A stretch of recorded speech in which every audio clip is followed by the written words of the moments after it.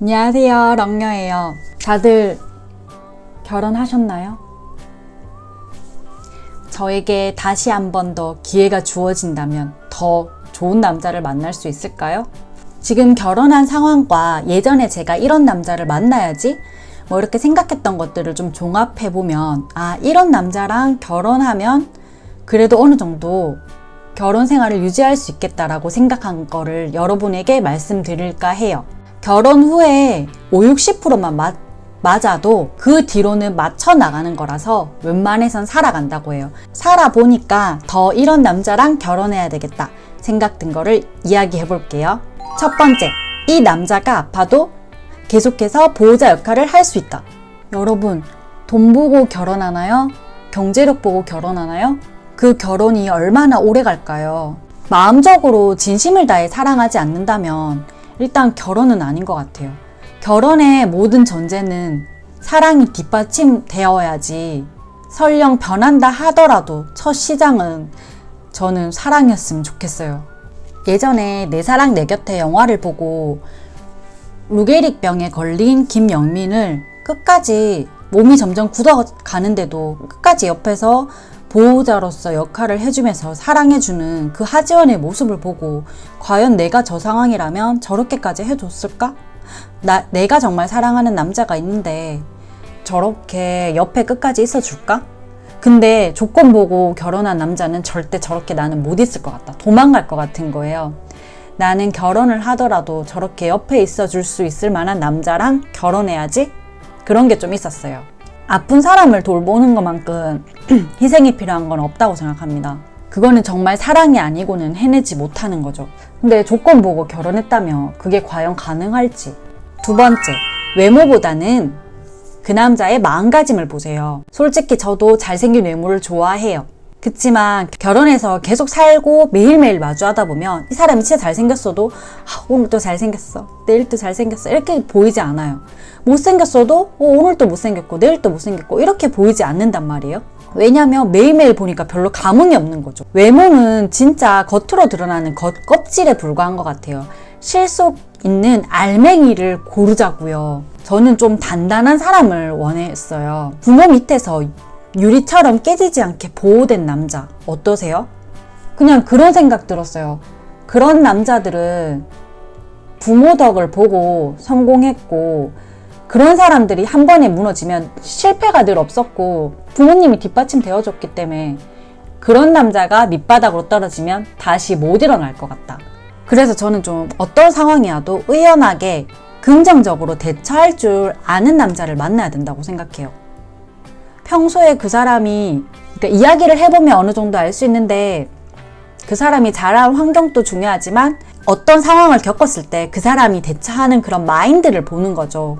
저는 사실 좀 부정적인 성향이 강한 사람이었어요.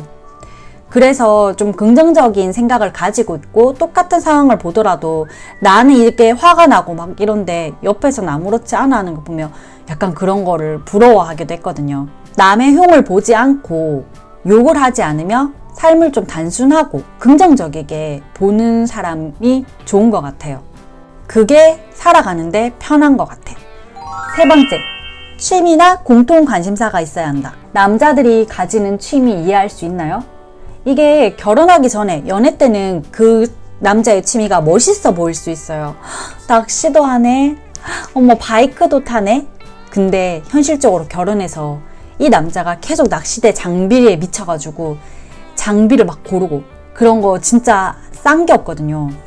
막 장비 산다 그러고 바이크 해가지고 위험하게 매번 주말에 나랑 같이 안 있고 동호회 가입해서 막 바이크 탄다 그러고 이러면 결혼하면 속상하거든요. 육아는 장비빨이라는 것처럼 남자들의 취미 역시 좀 장비빨이 있는 것 같아요. 여튼 이런 취미들을 받아들이고 이해할 수 있어야 돼요. 그걸 그 사람이 결혼해서 정말 이거를 이해하지 못할 것 같으면 계속 둘은 부딪힐 수밖에 없죠. 대화가 잘 통한다는 게 결국은 같은 공통 관심사와 같은 취미를 갖고 있는 사람인 것 같아요. 근데 저도 사실 다른 취미를 가져요. 그 부분은 좀 아쉬워요. 안 맞아. 네 번째, 아무 남자하고 결혼하세요. 응? 지나고 나서 생각해보면 정말 제가 도둑놈, 미친놈, 쌍놈 이런 사람 만난 게 아니라서 그런지 몰라도요. 어쩌면 내가 전 남자친구와 결혼을 해도 난 잘 살았겠다 이 생각이 드는 거예요. 그러니까 지금의 남편이 100% 완벽한 게 아닌 거죠. 부족한 부분도 있고 안 맞는 부분도 있고 환경적으로도 별로라고 생각하는 부분도 있고요. 그치만 저는 분명 고르고 골라서 만난 남자가 지금의 남자란 말이에요. 근데 고르고 골라 만났는데도 이렇게 시련이 있는 걸 보면 생각해보니까 내가 그전 남자를 만났을 때도 이런 부분이 얘는 별로야, 얘는 뭘 했어 하면서 이유를 찾으면서 나중에는 헤어졌단 말이에요. 이런 문제가 별로라서 그리고 이 다음 남자를 만날 땐 더 좋은 남자를 만났다고 생각했으나 그전 남자는 이런 부분이 좋았는데, 그러니까 사람마다 장단점이 다른 것처럼 전에 남자가 더 좋았던 부분이 있고 지금 남자가 더 좋았던 부분이 있고, 근데 우리는 살면서 그냥 지금 내 남편이 최고다라는 생각으로 살고 있는 거죠. 그러니까 어떠한 문제가 보여서 헤어짐을 결심하고 새로운 남자를 만나도 100% 내 마음에 드는 남자를 만날 수는 없는 것 같아요. 그래서 내 마음에 일단 우선시 하는 걸 보세요. 내가 남자를 볼 때 어떤 기준이 나름 있을 거 아니에요. 저는 일단 가정적이면서 좀 다정다감하고 내가 사랑받고 있구나를 느끼게 해준 남자면 다른 게 좀 부족하더라도 어느 정도 받아들일 수 있어요. 마지막으로 가정적이고 나에게만 잘해주고 헌신적이고 돈도 잘 벌고 능력 좋고 집안 좋고 환경 좋고 이런 사람을 찾는다면은 그런 남자가 찾아오게 우선 자신을 가꾸는 게 필요한 것 같아요. 일반적으로 우리가 일단 남자를 볼 때는 여자와 남자는 결국 기본적으로 조금은 다를 수밖에 없는 성향을 가지고 있고 그 부분을 다름을 인정하고, 그리고 살아온 환경부터 얼굴, 성격까지 다 다르지만 본인 자체의 내면을 가꾸다 보면 분명 자기와 같은 사람, 비슷한 그 기운을 가진 사람을 만난다고 저는 생각을 해요. 그러니까 내가 좋은 기운을 가지고 있으면 나와 비슷한 기운을 가진 사람이 분명 나에게 찾아올 거라고 생각하니까 우선은 긍정적으로 나를 가꾼다면 굳이 내가 어떤 남자, 이런 남자를 만나야지 저런 남자 만나야지 고민 안 해도 알아서 본인의 인연이 찾아올 거라고 생각됩니다.